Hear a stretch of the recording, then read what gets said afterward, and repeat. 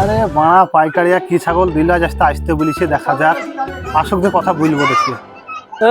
ব্যাকচাই ছাগল, ব্যাকচাই ছাগল। ওই তো পাইকারি, পাইকারি ভাই। হ্যাঁ হ্যাঁ ভাই গেছি, দাঁড়াও।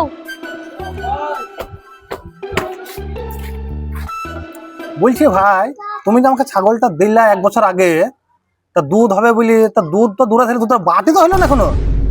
কি বলছো তুমি? ছাগলটা দেখি আমি। এরা দেখো রে বাড়া, এত খাসি ছাগল, এত পাটি ছাগল লাই, তার দুধ দিবে? ছোট বাচ্চা বুঝছে কি রে? কি গো, কি ভাবছো বলো?